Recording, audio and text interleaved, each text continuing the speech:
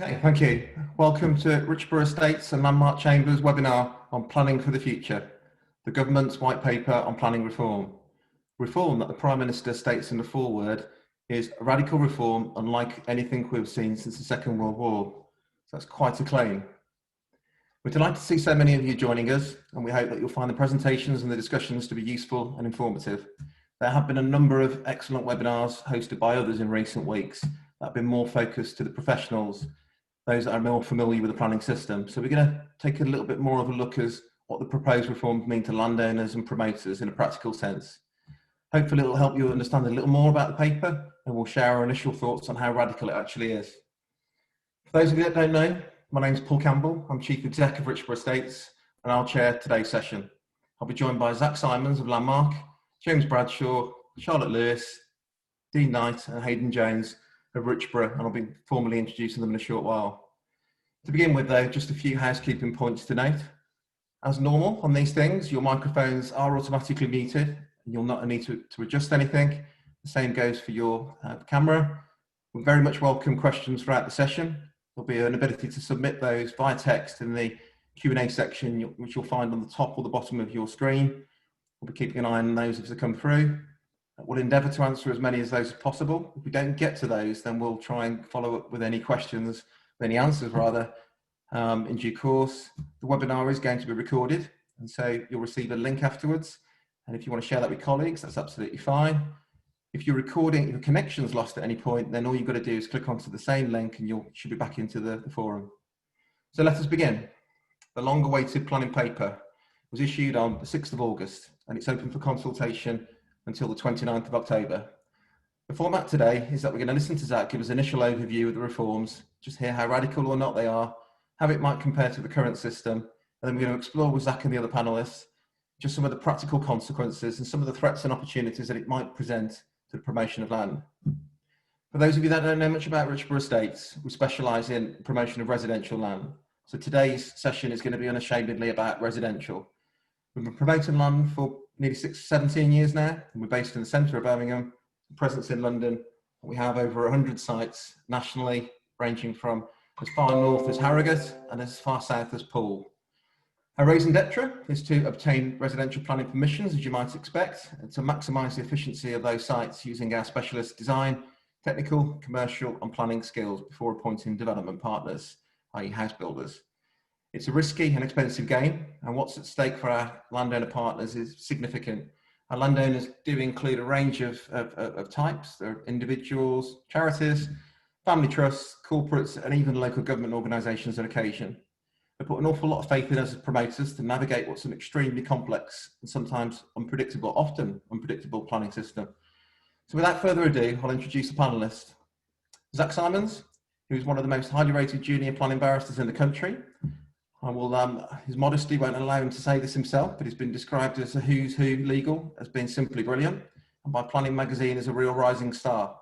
I'd just like to do a quick plug of his excellent planning blog called Planner Acts, which I definitely recommend you subscribe to. It's always on the money, and yeah, definitely log into that. We're very, very lucky to have him, and I'm looking forward to his insightful thoughts. Also joining us, the 4 colleagues from Richborough Estates. Firstly, Charlotte, who's our design director. Charlotte's a chartered architect and urban designer, which is responsible for the design of all the Richborough schemes, and she was recently appointed to the design review panel, who provide impartial expert advice to applicants and local authorities on design issues. With design seemingly being elevated by government and very prevalent in the paper, I'm looking forward to hearing her thoughts on the reforms. Also joining us is Dean Knight, who's our technical director and responsible for all pre and post planning technical aspects of Richborough schemes. We'll talk about automatic permissions and allocation in local plans. I'm particularly interested in hearing what it could mean in practice and how we can continue to de-risk our sites before appointing development partners. Our planning director, Haydn Jones, is also joining us, and will hopefully bring some insight on what changes might mean on a practical level on just how allocations and permissions are secured going forward. And finally, last but not least, James Bradshaw's also with us. James is our Managing Director of Eastern Division and is responsible for over 50 of our sites, ranging from 50 unit schemes right up to large SUEs over 1,000 dwellings. James was formerly responsible for Taylor Wimpey's strategic land business in the West Midlands, and I'm looking forward to his thoughts on what the planning reform might mean on how land's promoted going forward. So the intention this afternoon is to try and look past the media headlines, of which there's been many, been on all over the pages and the airwaves, and we're going to consider what the possible changes might mean. The government are certainly not the first, and they won't be the last to reach the conclusion that the planning system is a brake to economic growth. And it felt inevitable with a new government and facing a recession of a certain magnitude that we were going to be facing with some radical reform. But how true is it that the planning system is a brake to economic growth? Is it just a teeny bit risky that too many changes by government might just make it more complicated and actually cause unintended delays? We've been here before, after all, on lots of different reforms. But despite the apparent watering down of the government's commitment to house building in the Conservative manifesto, which seemed to drop the 300,000 houses requirement, it does seem that that 300,000 is very much back on the cards. It features all the way through the minister's briefings and through the paper. And so we're going to examine a little closer as to what that might actually mean. But before we do that, it's probably worth giving some clarity on what actually is being consulted on at the moment. Firstly, there's a Planning for the Future white paper. That is the predominant focus of today's session. It is the future planning system. It's been trailed as a three-tier land zoning system of growth, renewal and restraint. So that's some new jargon to get ourselves used to. But accompanying that were two other important consultation papers, which are very important to understanding context of what we're going to be talking about today. Firstly, it's changes to the current planning system. That does what it says on the tin. It's going to be looking at the more immediate changes. It covers 4 topics, which are, firstly, the review of the standardised housing methodology. That's caused a great deal of the media coverage in recent weeks, and we'll be spending a little time just to wrestle with that and what it translates through into the actual future system as well. Secondly, it's the implementation of the government's First Home Initiative, which is long been trailed. We can talk about that a little bit more if we have time. There's thirdly some measures in there to assist the small and medium-sized builders. Think of it more of an economic stimulus where they're looking at reducing affordable thresholds for a certain period of time to give a bit of a boost to the market. Fourthly, it's the extension of the permission in principle. So there's plenty there, impactful stuff, but that consultation deadline is the 1st of October, so nearly a month sooner than the future. Secondly, there is other consultation on the transparency and competition, a call for evidence on data of land control. That's effectively a push to try and open up the alleged opaqueness on who owns land, who controls it under options and preemptions. That consultation deadline is the 30th of October. We're not going to talk about that at all today, but it was just something to alert you to. And also, we just need to anticipate something else coming along, which is going to be very important as well. It's the government's looking to publish a devolution and local recovery white paper in the autumn.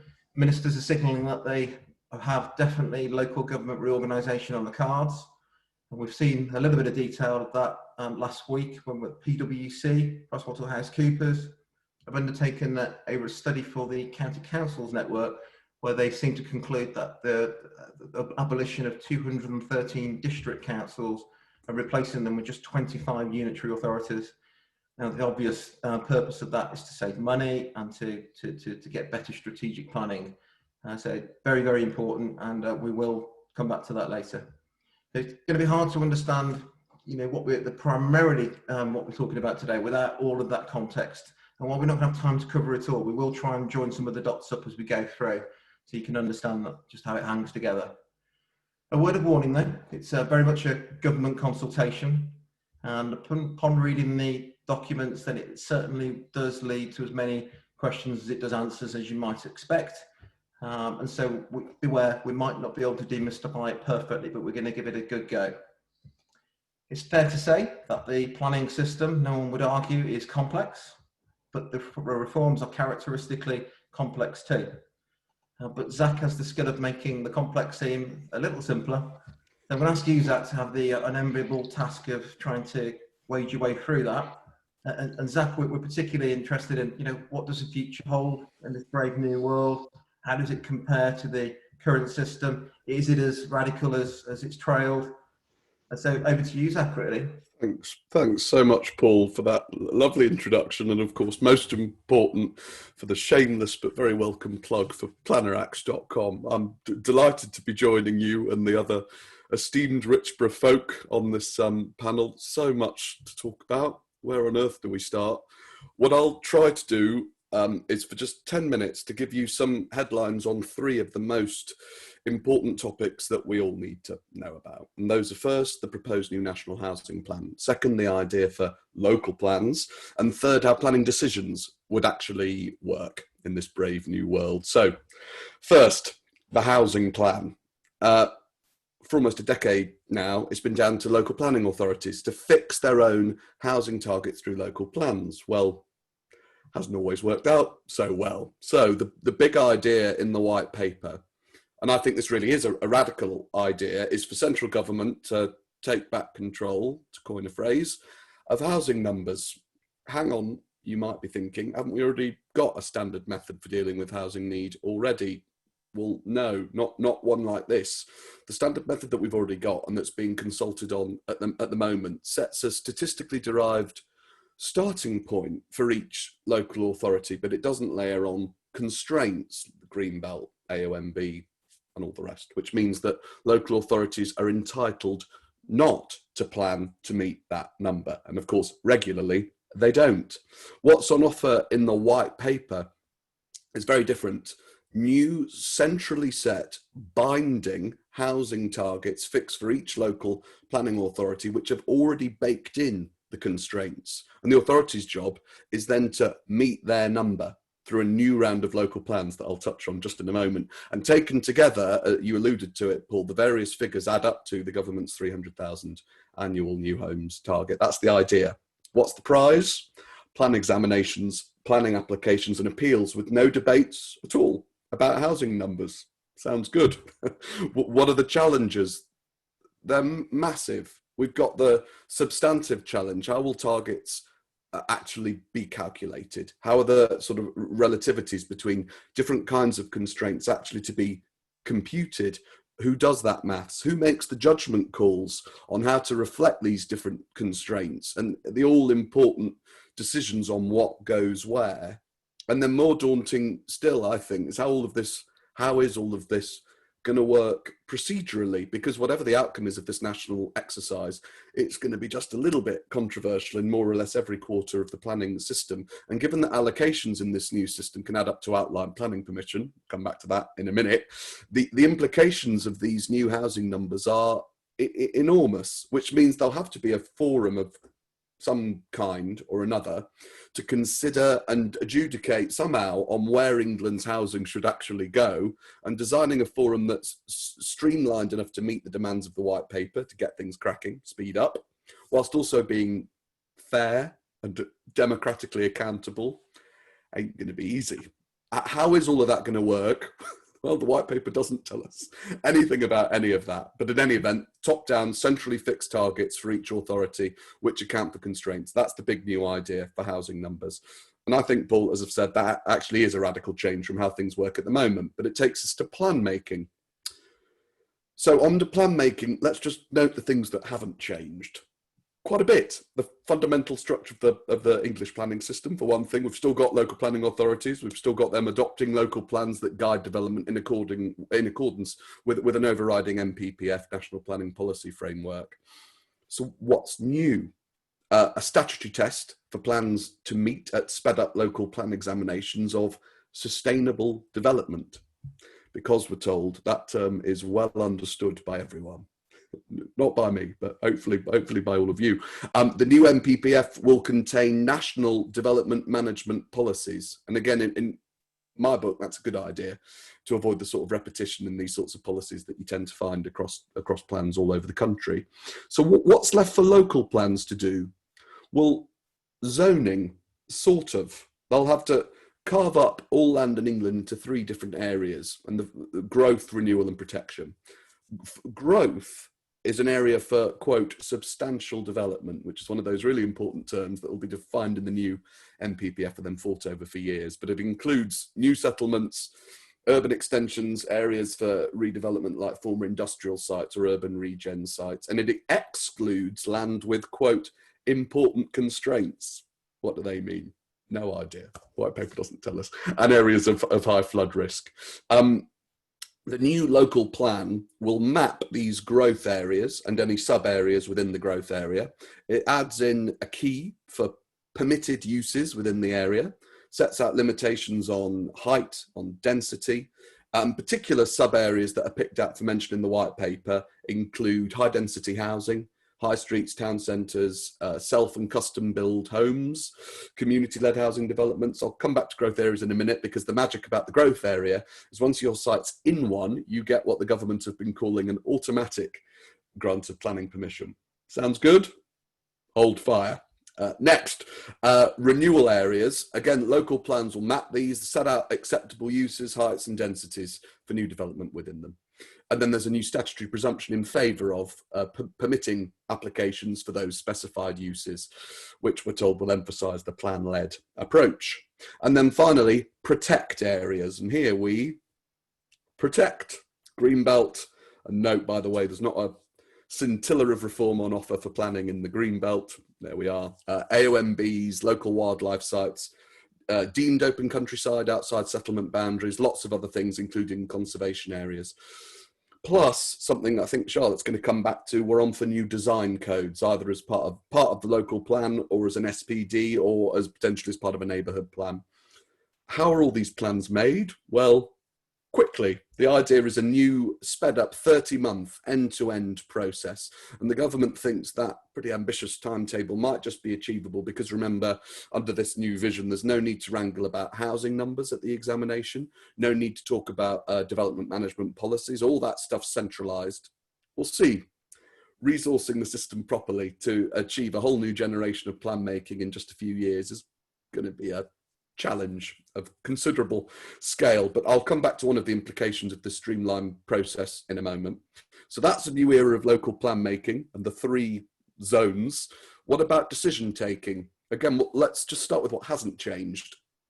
Lots. We still need planning permission for new development. We still, sometimes anyway, need to get it through discretionary decisions on whether or not to grant permission in line with the development plan and other material considerations. So far, so familiar. How would we actually get planning permission in this brave new world? Well, taking it zone by zone. First, growth areas. And as I've said, adopting the new local plan equals automatic outline planning permission or permission in principle within those use, height, density parameters. Now, the permission might be automatic, but it's not unconditional. And as I said, each growth area goes along with a master plan, design codes, which might be site specific. There might be authority wide too, or area wide. The automatic permission is conditional on complying with all that stuff. And we don't yet know when, how, or in what way these documents may actually come forward. To get from your outline permission or your permission in principle to a full permission that you can actually build, the white paper suggests 3 routes in the growth areas. It could be a reserved matters approval, which we're familiar with, broadly speaking. Could be a local development order, which is something authorities can already do, but don't do very often. And for exceptionally large sites, so we're talking many thousands of homes or a new settlement, DCOs, Development Consent Order under the NSIP regime and the Planning Act 2008. But here's the rub. What's being allocated in a growth area, what it actually means for you and your site, how valuable the automatic permission actually is, how close it gets you to being able to crack on and get building. All of that stuff could vary enormously from plan to plan and from place to place, even within a single plan area. And I think there's a bit of a spectrum. At one end of the spectrum, you might find your site in a growth area, subject only to height, density or use parameters. Celebration time? Maybe, because it leaves you with a huge amount of work to do on master planning, layout, design, infrastructure, and all the other reserved matters before you've got a consent you can actually build. Somewhere in the middle of the spectrum may be an allocation with those same parameters, but layered over with a master plan or a design code, which may or may not form part of the plan, but in any event will give you some more guidance on what's likely to be acceptable, but may themselves cause some headaches, which generate a bit of cost and delay. At the other end of the spectrum, you may have an allocation bolstered by a local development order, say, with a scheme-specific master plan, which would maximise your certainty, would maximise, we'd like to think anyway, ease of delivery, at the cost perhaps of some flexibility, because what happens if your master plan forms part of the adopted local plan and for whatever reason, things have to change? You can't apply to vary a plan policy, can you? Not at the moment, anyway. So is it back to the drawing board with a fresh planning application? We don't know. So lots of opportunities, but also really very difficult questions about how growth areas are actually going to work. The other two areas to think about: renewal areas, a bit easier. Consent can be granted in a renewal area through permission in principle, or a full planning application, or a local development order, which is pretty similar to the situation that we've got at the moment. All of that stuff bolstered by that statutory presumption in favour of permission for uses which are specified in the plan and which meet the design codes. And finally, in protect areas, you need a planning application, same as now. Query how much lumping together Greenbelt, AONB and all the other designations together with general open countryside might actually make life more, not less difficult than it is already, trying to promote those all-important edge of settlement sites for housing, something perhaps we can come back to. Even in growth areas and renewal areas, you can bring forward schemes which are different to the plan through a full planning application, same as now. But the idea seems to be that because of this legally bolstered plan-led approach that I referred to, that'll tend to make those applications a bit more of an uphill battle. So finally, one big implication, and I mean, again, there are so many, where do you even start? But one big implication that strikes me from all of this, I think it's something that Haydn's going to touch on later on in more detail, but just at a high level, the importance of front loading. Because of course, getting yourself allocated through the local plan process is already a really important part of trying to promote sites for residential development. But it's about to get mission critical, engaging fully, no holds barred with the plan making process will be literally more important now than it ever has been before. Every site being put forward for allocation in a growth area is more or less making an outline planning application. So it's going to become incredibly important to get this stuff right and to get it right early. And the pressure's compounded by the new streamlined local plan process that I talked about a few minutes ago. No call for sites consultation, then Reg 18, then Reg 19. No, you get one go to draft those reps that might just get your site into a plan. That's it. And then if you're lucky, you get one chance to persuade an inspector why the authority got it right or got it wrong. But you better get your site into the plan first time around, because with the trimmed down timetable for adoption, there ain't going to be much time for major revisions during the examination itself.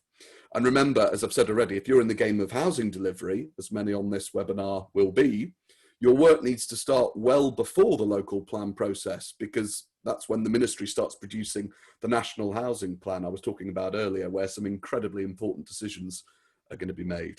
I could go on all afternoon, but I suspect that's probably enough. I hope that at least, Paul, introduces everyone to the three of the big headline items. But back to you. That's very clear, or at least as clear as anyone could make all of this. This isn't tinkering. I mean, this is some serious reforms, really. So, I mean, you've set up a number of themes there that I want to pick up with the guys later on. But I think before we do move on, I think it's just an interesting journey that the government's gone on with housing numbers, because it felt only a bit of nostalgia thinking about Eric Pickles and talking about, you know, abolishing the regional strategies. And in fact, he wanted to stop you from having Maseratis all you lot, didn't he, the barristers? So, it's absolutely astonishing. The cheek of it, unbelievable. But I just find it fascinating that they went from saying that the regional strategies were a very dictatorial kind of top-down approach, Absolutely, local, and the direction of travel that we are going in, admittedly consultation, but if we take that consultation as being the signposting where the destination we end up at, we're going to be talking about something even more centrally controlled.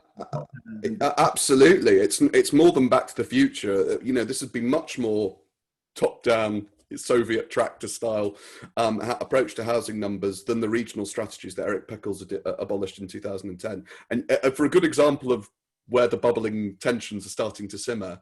Have a look at what Chris Pincher, the minister, said a week or two ago. He had to come out to try to quell the revolting Conservative MPs and local councillors in the shires by saying that the government's standard method is only a starting figure, not the final answer for housing numbers, which will all be left to local planning authorities. Don't worry, everyone. And of course, that's right, so far as the current system goes, but it completely misrepresents the picture under the new white paper. And, if he doesn't like centrally imposed housing numbers, imagine what he'll think when he reads the white paper. Absolutely. And when you mention baking in the constraints at a national level, I mean, the mind boggles as to how you can do that without examination of plans, because one person is a bit overblown than another person's. But you haven't really got much flex, because we're talking about the new standardised number being consulted on in the other paper aggregates to 337,000 homes nationally. If we want to get to a national target of 300,000, that's less than 10% flex to deal with any constraints. We've got some very serious. I agree. We've got national park, we've got flooding, we've got triple SI, we've got all of those kind of things before you get onto the political football of. I couldn't agree more. And if you want to see this visually, that the problem with not having that flex that you're talking about, have a look at the tables that show where the new proposed revisions to the standardised method put new houses. Yeah. Which is, predominantly in London, the southeast. That London in particular is, marked out for very substantial levels of growth. And then have that on one side of your table. On the other side, have a look at, the map of the metropolitan greenbelt and the AONBs that surround London and the southeast. It's one of the most heavily constrained areas in the country. Is exactly the same as one of the areas that really is picked out for the greatest levels of housing growth. So that second step of getting from your standardized figure, whatever that might be, to your policy on constraints-based figure is so important. You almost can't think of anything more controversial. And as I say, Paul, I agree with you. We don't yet know what the forum, procedure, inquiry, who knows, what that's going to look like. Yeah, we'll move on now. But the last thing I'd probably say on the numbers is that it doesn't appear to be much levelling up in there as well, really. We've got a huge amount of London which have never been able to meet those numbers. And yet, a fairly muted kind of increase in the north when you've got... It's unfortunately, Paul, it's worse than a muted increase in some areas of the north, particularly the northeast. And it is, I must say, a bit of a disappointment to lots of us that the proposed formula actually reduces targets in lots of areas of the north and the northeast against historic delivery. So they're being told slow down rather than speed up, which is how that fits with the sort of levelling up agenda is quite difficult to get your head around.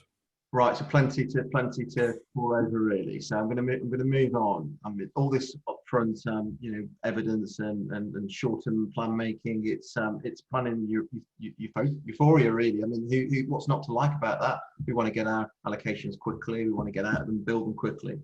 But it just seems a little bit unrealistic to imagine all of that work happening up front in a relatively constrained period of time.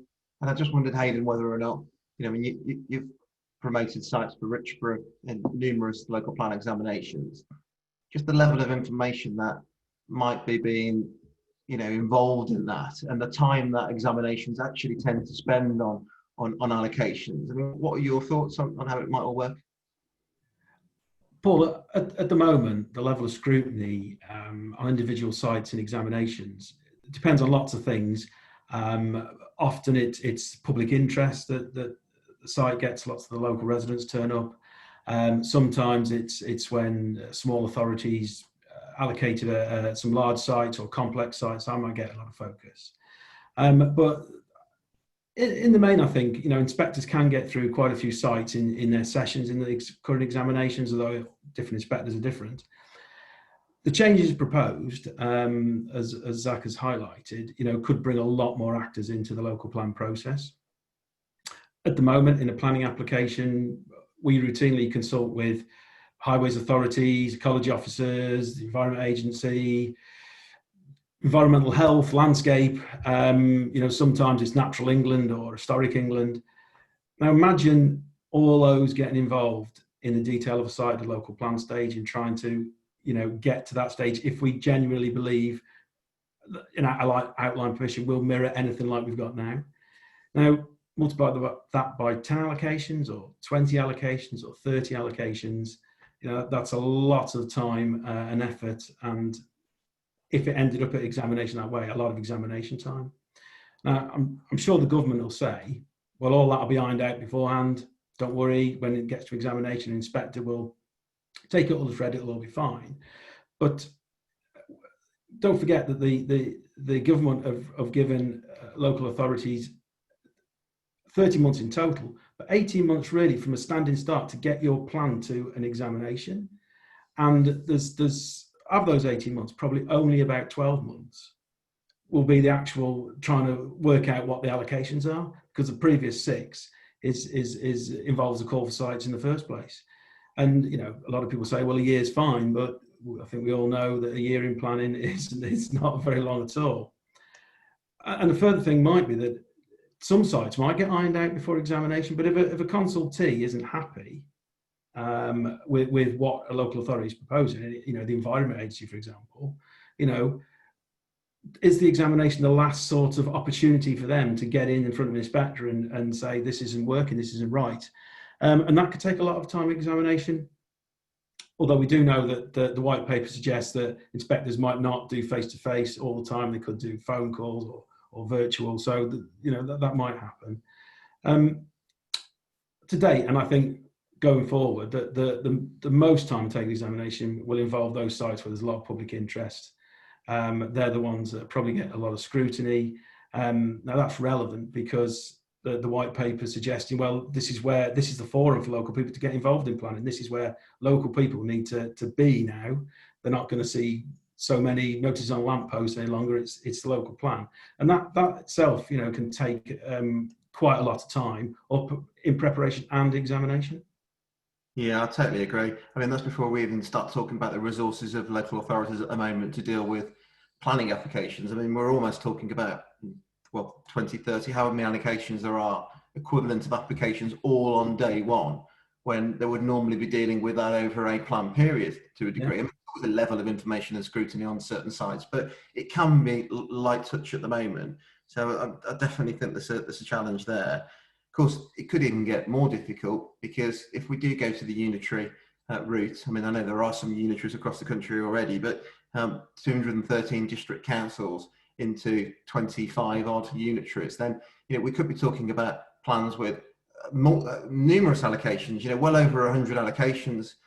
So just probably amplifies the issue there. I think the problem that I'm hearing from that though is that we're almost promoting in the dark a little bit. We're putting our sites forward. We're having to put that level of investment and work up front. But you don't have the benefit that we have at the moment of seeing how that plan evolves and what strategy are you actually promoting it against. Does your site fit in with that strategy? Are you having to have a go at the plan because that's the only way you can get your site in?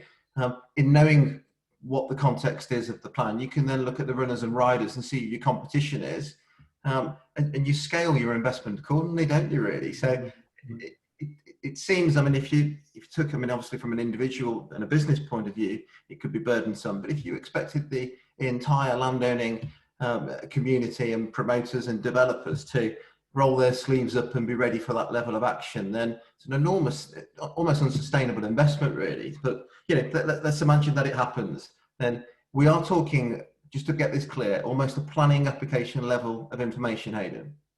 Yeah, absolutely.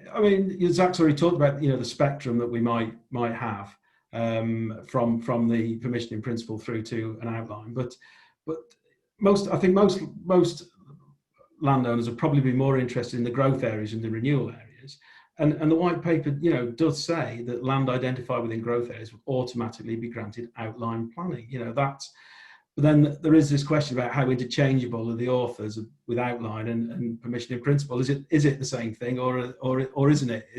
We don't know. But if you take it on face value, outline planning, at the moment, an outline application, we we need to get involved in lots of technical work, highways, drainage, ground conditions. Absolutely. One of the big things we all know is highways. So, does the local highway network work? That's probably a valid question, isn't it? And as Zach said, design is going to be incredibly important again in the future. So that's another added element to it. I previously talked about the 18-month window, and the government are proposing the first 6 months. They're calling that the plan shaping stage. So that sounds quite important. You get the opportunity to submit your sites into that. And I think really that the detail of what you submit at that stage could make or break a site. And I think there's probably two reasons for this, or at least two reasons. Firstly, planning officers, they'll be under significant time and resource pressures to assess sites. The keys there provide all the evidence to support the site. And you might find a situation where, an average site that's supported by robust evidence, put together by a promoter, elevates itself above a good site that's got no evidence behind it, and purely because that makes somebody's life somewhere else a bit easier. Secondly, again, we've mentioned this before, but the opportunity to make multiple submissions in the plan making process, they're going. And after the call for sites, the next opportunity is that make the reps examination in front of the inspector there. So, there could be an opportunity there, perhaps if you've got an allocation already, or the council think you're going to get an allocation. Perhaps they might ask you some questions and bolster your material, but in the main, you've got two shots at it, really. Yeah, absolutely. I mean, on the opportunity side of things, just to try and look with a glass half full, getting a lot of this information dealt with up front, if it's possible, the resource it, then it'd be a nice place to be, wouldn't it? To be getting it, at that stage, to have dealt with so much, you're taking it part way on the journey, more probably along the journey than you would do on a normal allocation right now. My questions is what happens later on, and we'll come on to some of those later on. But I think what probably you have got to worry about as well is that just whether or not you run the risk of washing your dirty laundry in public sometimes. You put these sites under scrutiny, and we all promote, we pick good sites, lots of our competitors pick good sites, but no one has a perfect site. And the more that you put it under a light, then the more that you can find issues with it. I think the beauty sometimes of going through the allocations as we know it now is that you leave some of the wrangling, a little bit later on, but you do it with the benefit of an allocation under your belt with a more proactive kind of attitude to it. So I don't suggest that we debate that now, but I just leave that there as a thought. You mentioned design as well, Haydn. That's all got to be considered up front. I mean, it's certainly become much more of a theme of late. I mean, we all go to numerous different planning seminars and keynote speakers from ministers and so on. And the last couple of years, they've been talking about we must build more beautifully, and the reason why we've got NIMBYs and not YIMBYs is because we're just simply not putting the right product out there. So the theme was built and built and built, and that shows through in the paper that we're discussing today. So I just wanted to bring you in, Charlotte. Really, we've got this is good for you, in your profession, and you're all about good design. There was a report, Building Better, Building Beautiful Commission earlier in the year. I just wondered whether or not you could give a little bit of an explanation behind that and where we're heading and what it means, really. Yeah, I mean, certainly there's been a lot of talk about the way we design and build new places. And I think that's principally because all too often what's being built is regarded as low quality and I think sometimes even ugly. And our developments don't always speak to the special characteristics which set apart our cities and our villages and towns in the ways that they could. And additionally, nature and people, those spaces aren't as good as they could be. But it's important, I think, to remember that it's not all negative. We are creating some fantastic places, and strategic schemes are playing a real part of their success and their delivery. So going to put things into context, the National Design Guide was published at the end of last year, and it illustrated just how good design can be achieved in practice. And so it outlined the government's priorities in terms of creating places that were well designed, enduring and beautiful. And now this guide is the current starting point for designers, local communities and local authorities. But as you mentioned, the Building Better, Building Beautiful Commission, it's always very difficult to say. Their report was called Living with Beauty, sorry. And it was released in the early part of this year, and it just captured how what some of the deficiencies are in the way that we design and manage, engage on placemaking. And so with the overarching aim of asking for beauty, refusing ugliness, and promoting stewardships, this report put forward a series of recommendations as to how these deficiencies might just be overcome. And so some of these suggestions were that we should create new places rather than just just homes and houses. And those places should really enhance our environments. They should foster strong community spirits, and they should establish healthy neighbourhoods. It suggested that we should better integrate ecology into the new places that we live and work, making sure that water and landscape are really meaningful parts of them. And then it also suggested that we should maybe change the ways in which we involve local communities in placemaking, and that how we should really make more of the digital technologies that are available to us today to make the planning and design process a much more collaborative and positive one. And so these recommendations very much flow into the new white paper, for which design plays a huge part. And I think there are probably three notable proposals. The first is a new model, national model design code. Now this is intended to be almost like a supplement to the design guide that I've just explained. Plus we can expect to see a revised manual for streets guidance as well.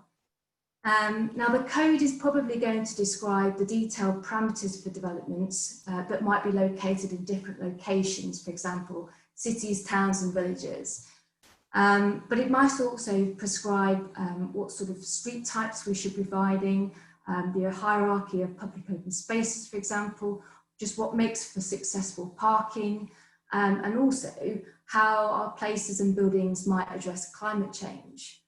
So in effect, what we will have is a new two-tier approach to design, and that will aid designers, but also decision makers, in understanding just what makes for good design and quality.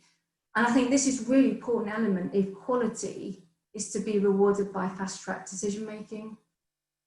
Yeah, sure. Okay. And when will, I mean, it's obviously a big fundamental point. When are we going to see it? When's the model design going to come out? Imminently, I think, Paul. It says autumn 2020. And so I don't think it sounds as though the government has any plans for a consultation on this document. So it's likely that its impact will be immediate. And so I think unless an authority has an up-to-date design guide, an SPD, or a site-specific design code, then this new code, this national code and the national guide for design will be the almost like default go-to documents for all types of developments, including strategic proposals. So I guess I'll move on to the next proposition from the white paper, which talks about how local design guides and codes should have more of a binding role on decisions about development. Now, we've been using design coding for quite a few of our projects over recent years, and I think they've proven to be really effective ways of capturing the ingredients about a proposal which makes for good places that work locally. And I think this is especially important when a landowner has a particular legacy at heart, for example. So I think we can expect to see local authorities, neighbourhood planning groups, applicants all creating guides and codes for significant areas of development with effectively good, meaningful input from local communities. I mean, when we talk about, we hear references about being popular and you know, beauty's in the eye of the beholder and so on. I can see a little bit of tension there as to who adjudicates that type of thing. Agree. And it begs the question as well that are we looking to not level up in the way we talked about earlier in economic sense, but are we looking to try and raise everybody to the same level? So, at the moment we have quite a variety of different developers with different models. Some focusing on price points, some focusing on the design. We have got that healthy choice if you want to go out to buy a house at the moment. And the house builders defending their product. There's some fantastic schemes out there that win design awards from national builders and local builders. So we can't caricature any particular developer for any particular style at all, but it could lead to potentially a more narrowing of the business model, really, if we're all expected to kind of is it going to be as much as the cookie cutter out? We're going to be seeing everybody building the same thing, or? I think what it's trying to do, Paul, it's just trying to establish a benchmark for quality, and I think it's for designers to then use their coding to then sort of use that to look at how we can address locally distinctive design. So it's not forcing anyone down a particular route. I think it's just setting a hallmark for quality. But I don't think we should underestimate the time and skill that's going to be required to prepare a code, because I think clearly there's a huge amount of work ahead for planning authorities and designers. And I think we will probably end up seeing lots of different types of codes being prepared, perhaps depending on the different requirements of an authority, the type, the size of a project. So it might not be, as you say, a level playing field. But either way, whatever format a code takes, I think what's really important to say is that it must capture the vision about what a new place is aspiring to be, but also do, because otherwise we will simply default to what we build now. And I do wonder also if coding might prompt local authorities just to reconsider their approach to design standardisation, because sometimes issues such as parking requirements and minimum dwelling sizes and garden sizes, I think if we provide designers with more flexibility, and if local authorities take a more positive approach to the issues of density and intensification of density through coding, then I think that has the capacity to help us expand the style and type of housing, which I think will then in turn help with the way that new homes are almost absorbed into the housing market, and help with the issue of affordability too. Sure. I mean, I think the key to getting it right is to be market facing, isn't it? Because it is. We're in the game of providing consented land to house builders. Our sector now, we provide 50% of the permissions, and the beauty of what we do currently at an outline stage with the design code, maybe with a master plan, is we're de-risking it effectively. We're enabling the builder to take it off us and with some predictability, know how to take it forward and to take it forward pretty quickly. That's important for their business model. They rely on a regular, hopper of consented land from the likes of us.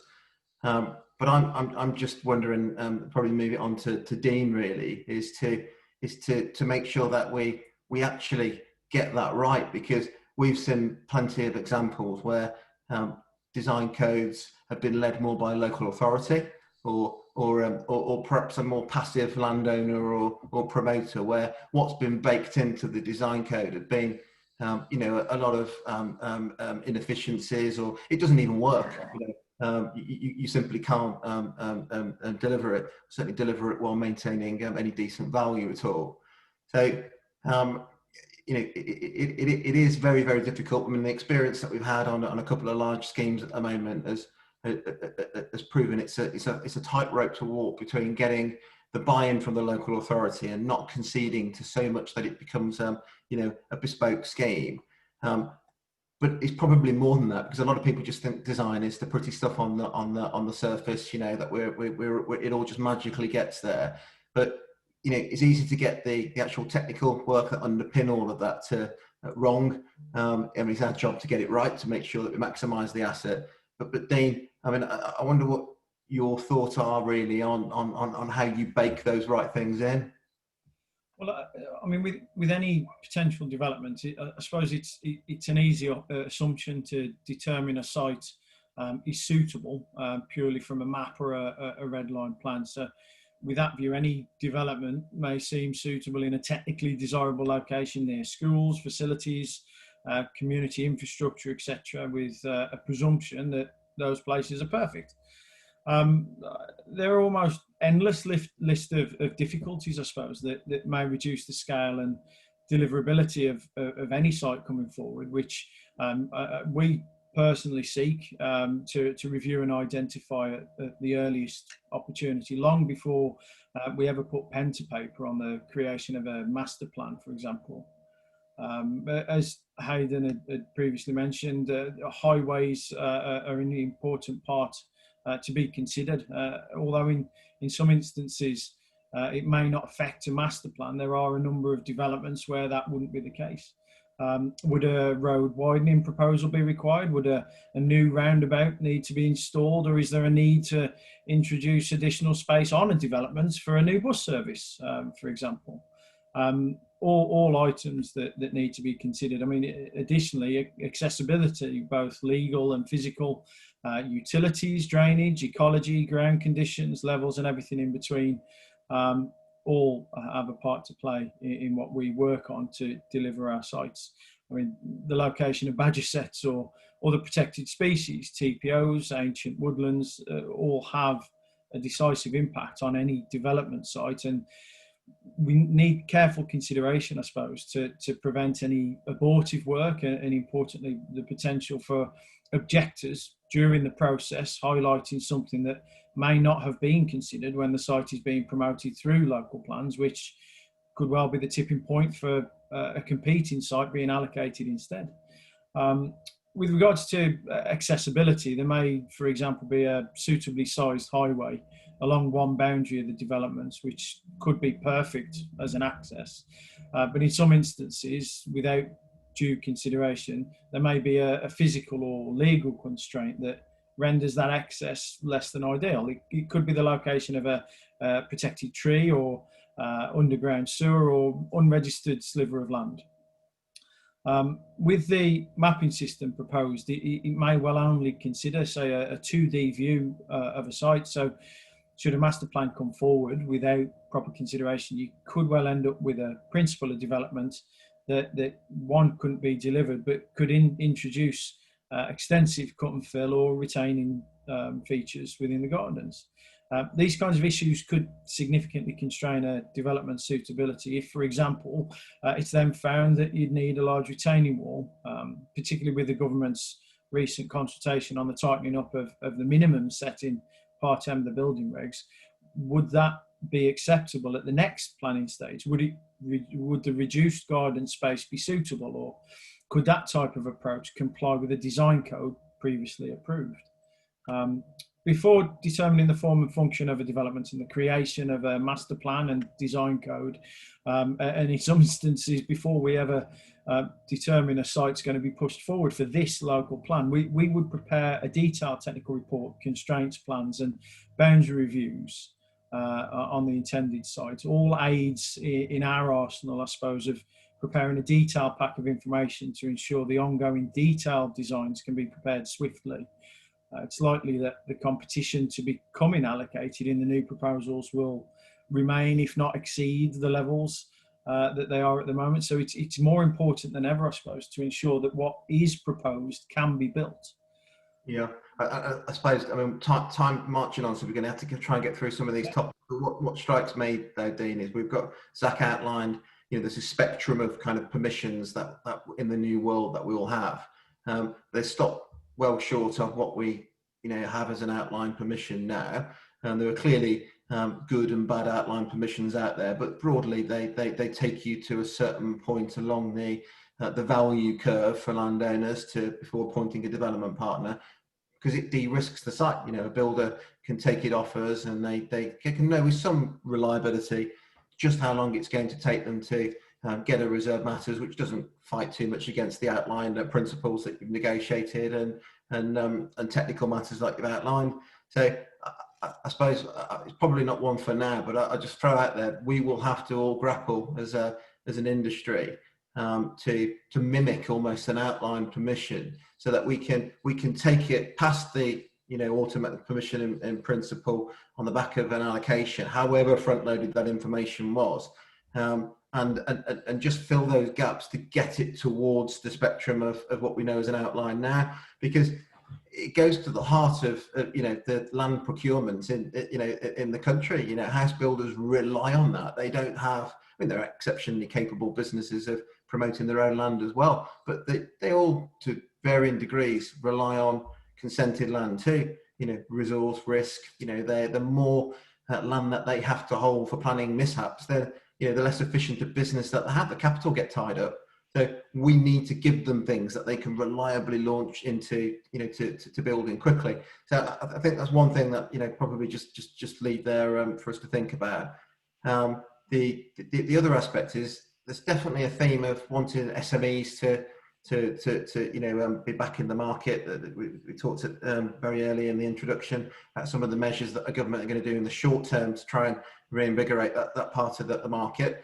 There is a risk that if you're not got a regular supply of consented land in the way that we currently know, it's an outline, well down the risk curve, then SMEs aren't able to kind of come in and plug into that land, as they need it. You've got, SMEs that setting up today, like your wife's just joined, a relatively new business.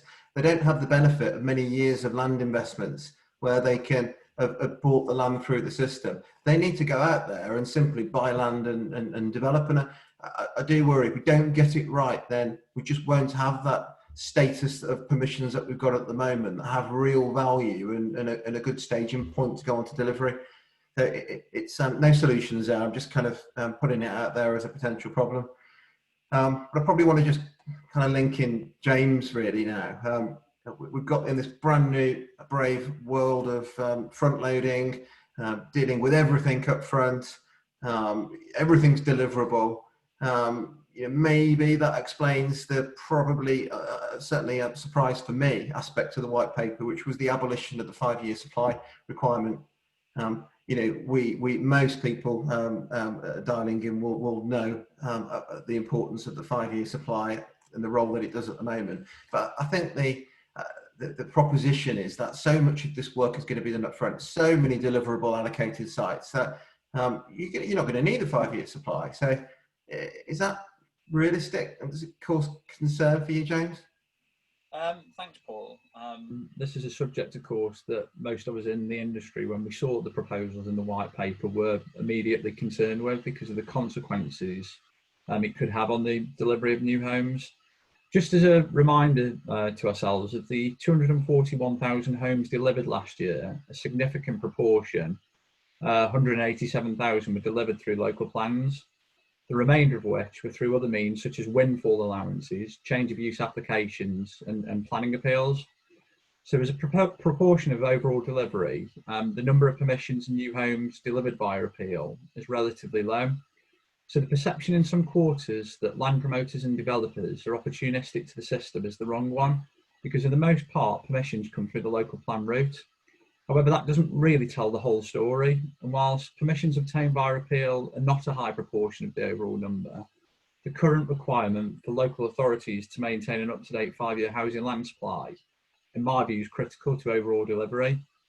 This is particularly relevant in areas that are not constrained by restrictive policies such as Greenbelt and AONB, where the requirement to maintain an up-to-date 5-year housing land supply has been and remains a principal factor in governing the behaviour of local authorities and, perhaps more importantly, their elected members to aid delivery.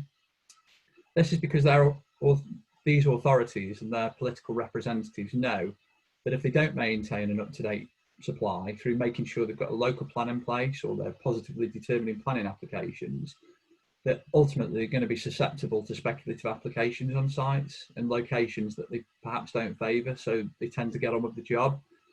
In fact, in 2010, prior to the introduction of the National Planning Policy Framework, which came in 2012, only 17% of local authorities had a local plan in place. That figure today stands at around 90%.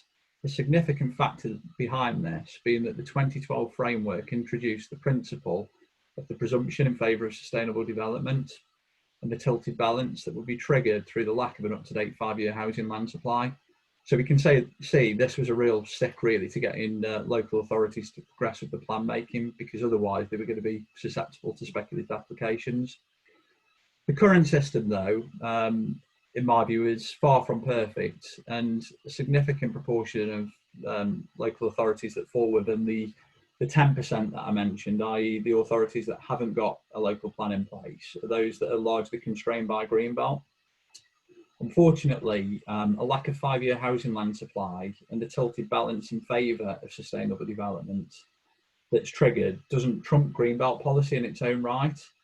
Housing need alone, outside of the local plan process, rarely allows development to come forwards on Greenbelt land, meaning the release of Greenbelt development generally has to come through the plan process. However, the key issue being that if these Greenbelt constrained authorities don't get their local plans in place, there isn't really a punishment because they're not susceptible to speculative unplanned development. This is really frustrating, and I think to my mind, and in answer to your question, gives a real insight into what we might expect by way of behaviour if the 5-year housing land supply test is removed. The Welsh planning system also provides a good example of this, where a couple of years ago the government almost overnight, through a written ministerial statement, effectively removed the requirement for its authorities to maintain a 5-year housing land supply.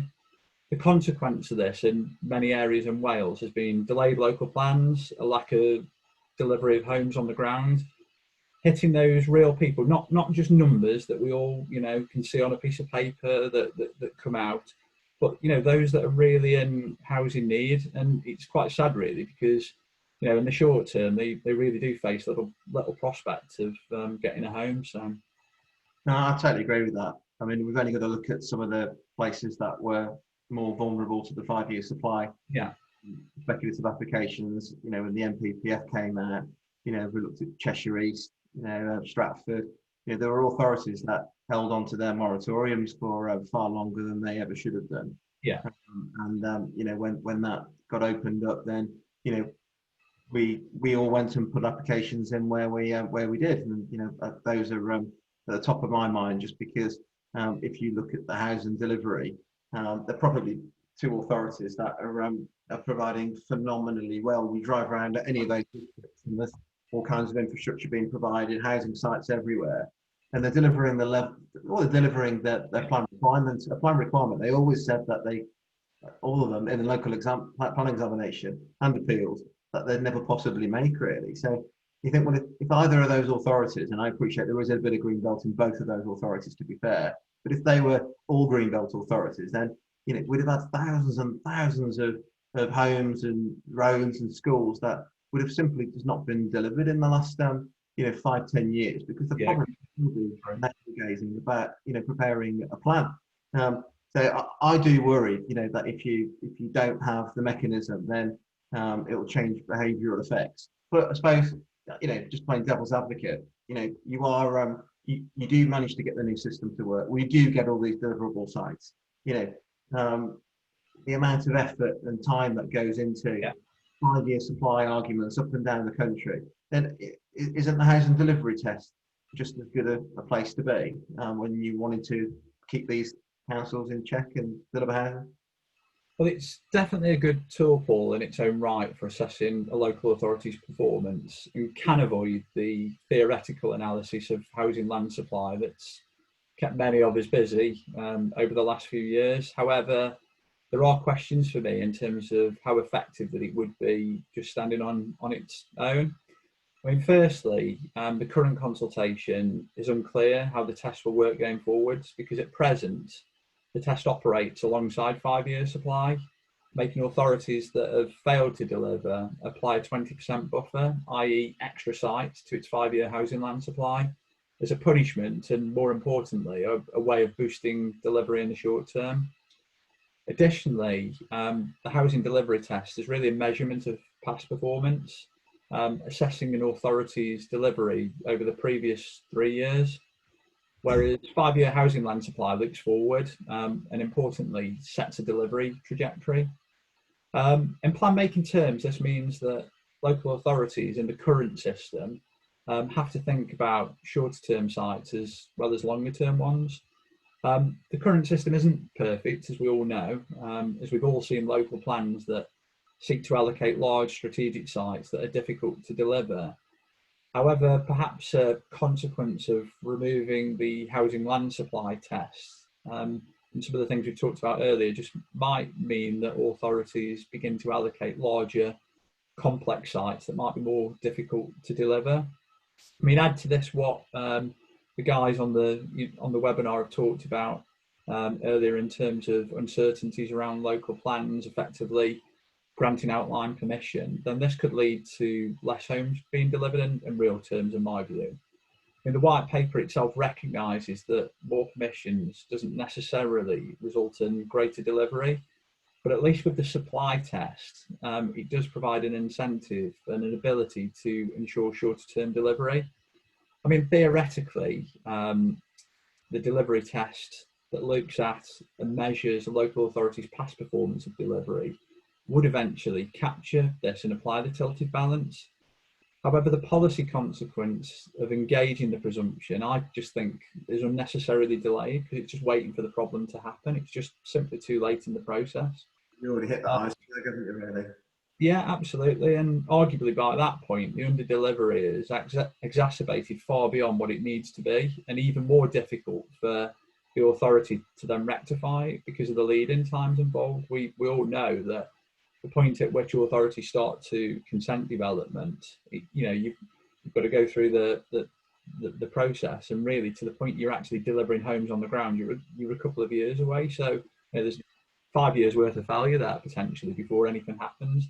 I mean, yeah. Jonathan Dodd of Turley, that some people may have read the recent article, described the 5-year supply requirement as a preventative medicine, with the housing delivery test, on the other hand, being reactive. I just thought that was quite apt analogy in the current environment. Yeah, I think so. I mean, one of the things, James, is that, I mean, we're going to come on to a little bit on local government reorganisation, but experience tells you when you've got, the planning reforms, that we've got any planning reform, anybody, running on the existing system might decide to pause and wait and use it as a bit of an excuse. We've got, we potentially, I mean, I know we're talking about the future planning system, but while we're on the housing supply situation, then, it's absolutely fundamental that it's kept in the short term. I mean, I still think it's fundamental that it's kept in the future system for all the reasons you've outlined. But in the short term, when we're faced with lots of plans drifting and all this reform on top of local government reorganisation, which can cause a massive distraction to plan making, because you get members more interested in how they're going to integrate the councils rather than the plan making. That may become kind of a far more prevalent kind of route through to permissions if we want to keep housing supply going. We're already getting plenty of house builders telling us there's an acute shortage of land in certain regions. A lot of the West Midlands, people are crying out for land in the East Midlands as well. So I mean, we remain on our toes, I think, don't we, to opportune that. But I'm mindful of time, so and we've got some questions coming as well, which actually do merge into the topics I wanted to cover, and we absolutely can't leave this unclear, really. And we've got a question about the affordable housing, and is it going to be now become a developer choice? I think that's probably someone looking at the infrastructure levy and how that works, and I think that's probably one for Zack, if you don't mind. Just how's this going to work with Section 106 and affordable and still at the moment? What we're looking at? If only I knew. So what are we looking at? So it's a whole other limb of the white paper relates to the infrastructure levy that Paul's just referred to. The idea is that, particularly just with a focus on affordable housing, of course 106 agreements and SIL cover all sorts of things that have nothing to do with affordable housing, but just zooming in for a moment on affordable housing, the idea is that affordable housing levied through this centrally set tariff. So it's another example of sort of the powers, as it were, being hoovered back up into central government. That will be distributed to all LPAs, who then, and the tax, and it's now being referred to as a tax, it's a tax on occupation. So there's a certainty to how much you'll be paying, how much you'll be contributing towards affordable housing. How all that's going to work will be clear up front, and it's payable on occupation. We don't know how the rates are going to be set yet. All of that's TBD. But what's really important, and a point that Paul alluded to, is what about on-site affordable delivery? Well, what the white paper moots is that what you can do, what can be done, is to offset, you know, your any on-site affordable delivery against having to pay this levy, which in principle all sounds very, you know, sensible. So far so good, kind of familiar to the principles that we're used to in terms of how we negotiate on-site delivery of affordable versus off-site payments in certain circumstances at the moment. The really important thing that's not clear, that again Paul alluded to, is who decides and how. So for example, could you, if you're promoting the site as the developer, make the decision we're doing our affordable on site, or is it the council's choice, and how and when is that decision taken? How's it communicated to you? All of that stuff, really important, of course, because it might make an enormous difference to the sort of scheme that you end up bringing forward, to the contours of it, the shape of it, the density, the scale, all of that. So unfortunately, Paul, the answer is it's a big old question mark at the moment as to who makes those really important decisions. Yeah, but I mean, just outlining a scenario where it could be paid for off-site, and you know, the whole the scheme then becomes private market. You know, it has such a profound difference to the developers, you know, business approach, really, because you've got absolutely. They hold a certain amount of land. You know, they're assuming they're going to get affordable. They have HA partners. They often golden brick, get some cash flow into the scheme. Yeah. They, sales rates increase, as Letwin, you know, covered in his report. The more variety of tenures that you have, the more that you speed up delivery. Yeah. It's so profound because, you know, these house builders, you know, they don't look to hold any more than, you know, 4 years maybe owned and controlled land. Yeah. If you were to remove affordable housing out of it and make a contribution, presumably because these new unitary authorities might want to go and embarking on a whole new revolution in council house building, who knows? Yeah. But it does need clarity, doesn't it? I couldn't agree more. It's one of a sort of ever-growing list of genuinely sort of profound and important questions that go to the heart of what this system looks like. I mean, another one that's linked to it, because it goes to the certainty with which sort of developers and the house building industry can approach this new plan making system, is, you know, it links to what James was talking about. Okay, you know, the proposal is to ditch 5-year housing land supply, and okay, as Paul said, the sort of logic behind that is purported to be that, well, we're going to have new plans. They're going to have fixed housing numbers, which we've talked about already. They're going to be legally required to be in place, and they're going to be legally required to be updated every few years. So because of all of that regular updating, the fact that it's all there from the ops, all the front loading that Haydn's talked about already, there's no need for a 5-year housing land supply requirement. It would be OTOs, unnecessary. That's the proposition.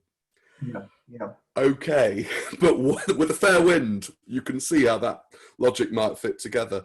But what when it doesn't? What when the wind is not fair, and when plan making starts to be delayed, as we know it can be, and in some authorities, obviously, it's been delayed by many decades now. But putting them aside, more pragmatically, if you go along to a local plan examination and you're the inspector's looking at an area on a map that says growth or renewal or whatever, and it's got some density parameters on it, say between 30 to 40 dwellings per hectare, whatever it is, but you've not yet got the detailed master plan sorted, which you won't necessarily have to. See the discussion we've been having already. You've not yet got the affordable provision decided. Is it on site? Is it off site? How does that affect the scheme? All these questions of detail, all for later.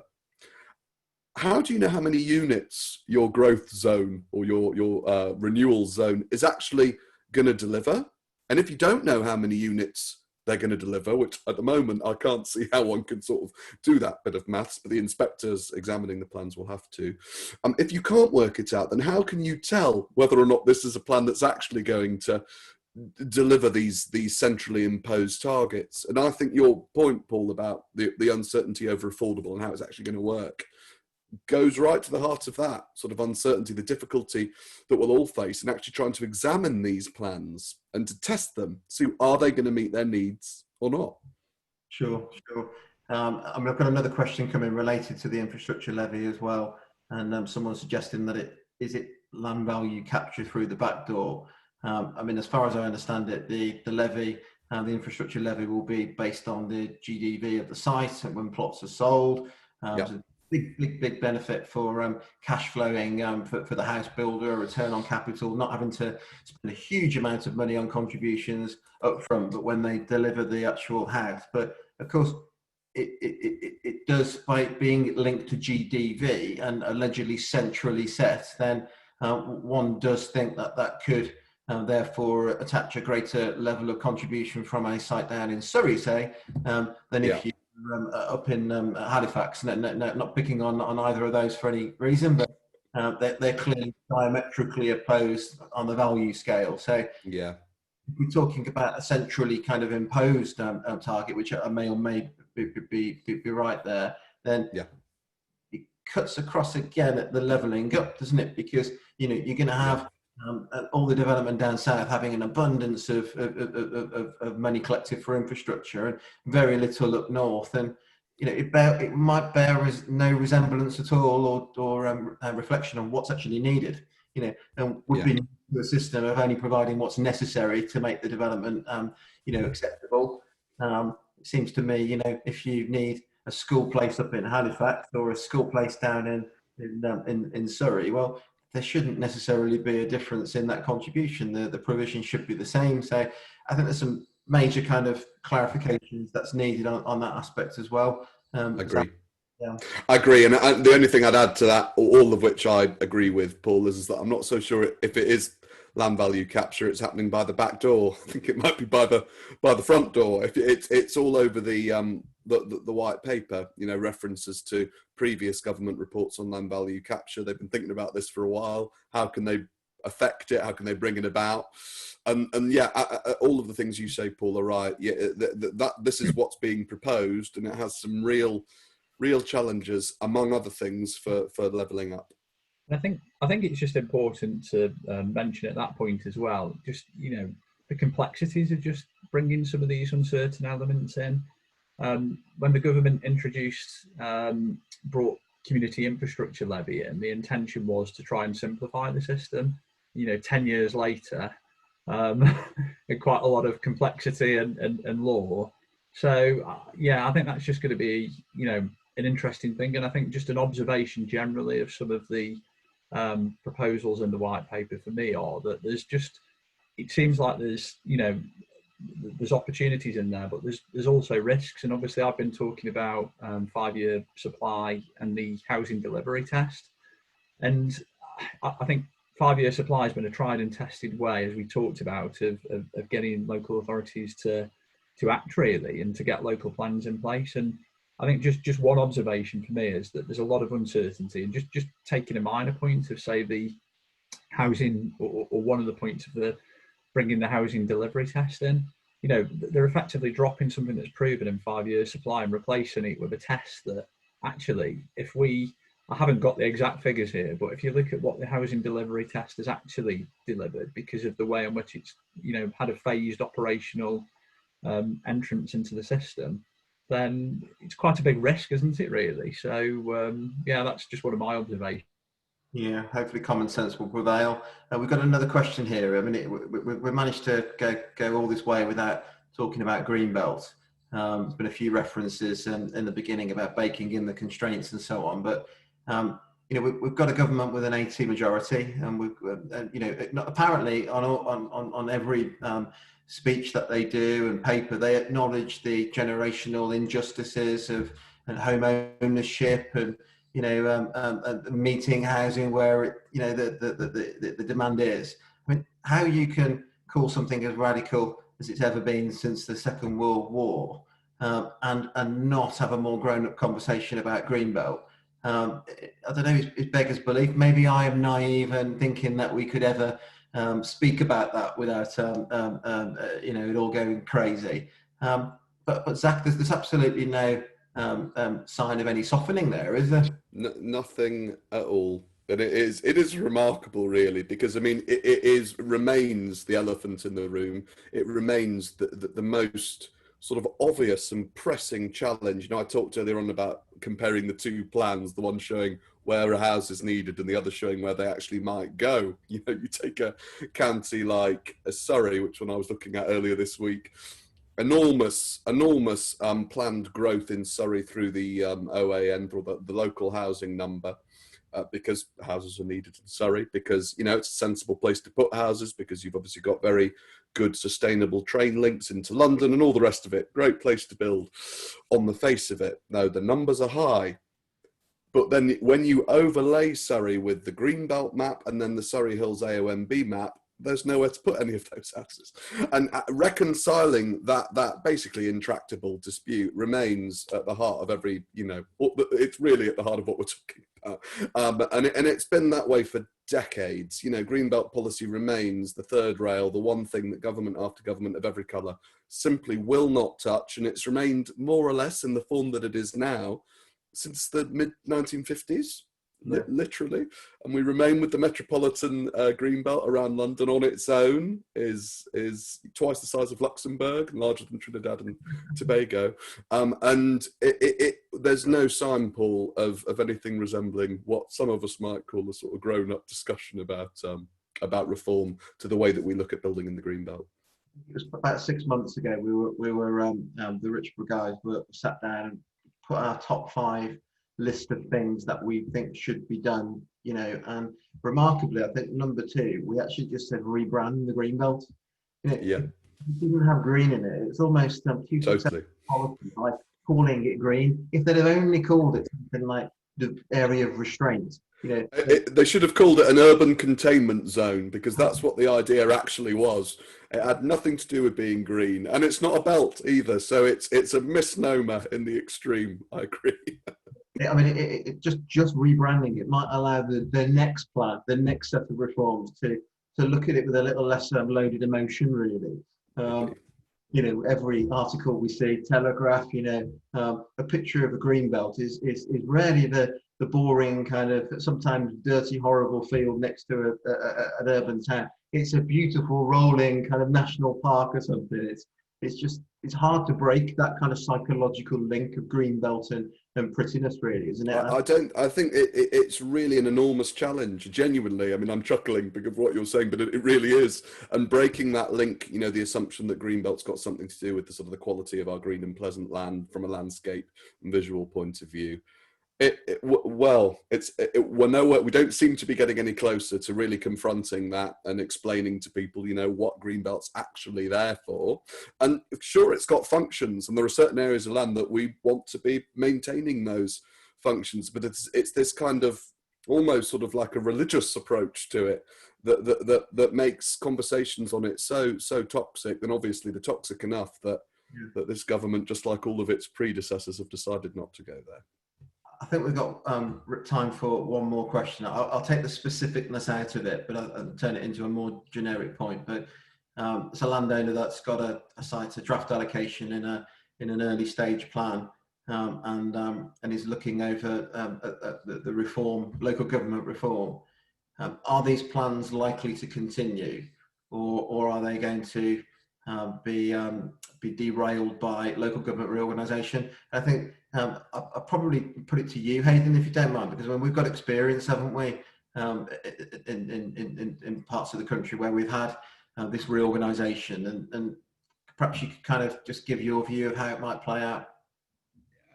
I think that it will literally depend on where the plan is at the stage the reorganisation takes place, and you refer there to a landowner with an early stage allocation, then that may well find that, I mean, perhaps it's a little bit early now, but if it was a year or 2 down the line, you might find that plan is cut off, and the unitary authority, they start preparing a new one. You mentioned, Cheshire East before, and we were involved as Richborough in Cheshire East before it was Cheshire East. And we were part of the beginning of the preparation of the Congleton Borough local plan that they called a halt to it and back to the drawing board and start again. We've got a situation in Dorset where there are 2 new unitaries there, and the one set of unitaries, 3 or 4 plans there have been stopped and starting again. So I think it does depend where you are. If you're already at examination, I can't see that they pull the plug on a plan then at that stage. But it does get messy, doesn't it? Because you're almost operating, a sort of an emerging plan, but somebody's got an adopted plan and it covers the same sort of area. So, but I think it will depend on where we are at the time of a unitary authority, as to whether your allocation sticks. And then the other thing with unitaries, I think, or at the moment, you can start off with some districts where there's some market towns and they're all top tier settlements because they're market towns. But if you end up in a unitary with a much bigger settlement, all of a sudden the market towns are tier 2 or maybe even tier 3. And that's, so you might think, wow, tier 3, tier 1 site, settlement, brilliant, that's a nail on allocation there. You might find reorganisation, if you're still in the plan, you're further down the settlement hierarchy, and that might mean less sites there or less numbers. So, again, actually, I mean, the mind boggles as to all the different permutations. But we're in local authorities, aren't we, where half of it is greenbelt, half of it is not, and the strategy is an anything but greenbelt strategy, which delivers some perverse consequences of travel patterns and so on. But you could end up with a situation when you're merging 3, 4, 5, 6 authorities. Some of that are wholly greenbelt, which if they progress their plans, then you would reasonably expect that you would see some greenbelt allocations. But you now get them married with a non-greenbelt authority, and the options there are you put all your numbers in that particular authority. Now that's going to be good or bad depending on which side of the equation that landowner sits. And I'm not sure, but it's probably not one with an eye on the clock. I'll just leave that as a thought, really, that these things can throw up difficulties. But with unitaries, the positive side of it is that you should have a better resourced authority. You should have joined up thinking with infrastructure and where housing goes. You should be able to deal with larger than local issues, which is what a lot of the plans have been fallen down on with duty to cooperate, which I think if I passed it over to you now, Zach, would probably go on for too long, more than we've got. But I think, glass half full, it has to be a good thing. It's just whether or not we're biting off more than we can chew, along with some pretty serious reforms. Yeah, I think that's possibly the problem, isn't it? I mean, there's a unitary authority. There's a lot more to a unitary authority than just planning, but it's almost 2 big whammies of reforms that we believe potentially are all by the end of this Parliament. I think that's the thinking at the moment, and that's that's it's quite a big disruption to the system. Yeah. So with an eye on the clock, we have got to wrap things up, and I mean we've covered a lot of ground there. I think it's fair to say that calling the paper a white paper might be a little bit of a misdescription. It's got lots of good ideas in there. The more you kick the idea around, the more you realise it needs a little bit more meat on it.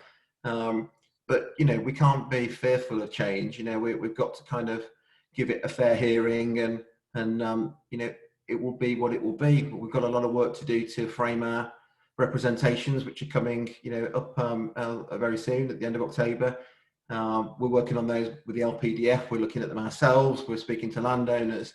I think they've got to be constructive, feedback. You've got to kind of not just try and look at why every element of it is wrong, but probably just frame it that, well, if you want this to work, then you probably got to think about this, and probably outline some of the pitfalls. But change can sometimes present opportunity. They could make a in a positive way, in a negative way, they could make a hash of it, and we're back to more speculative applications, or they make a real good case of it, and we've got more houses to allocate, more sites to allocate, and we've got a speeded up system. So I think it's just being on our toes, really, isn't it? And what will be, and we've just got to be adaptable with it, I think.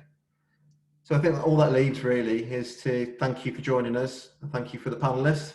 Really appreciate the time. And if any of you have got any pressing questions afterwards, then just direct them to us, and we'll try and follow that up. So thank you, and have a good evening.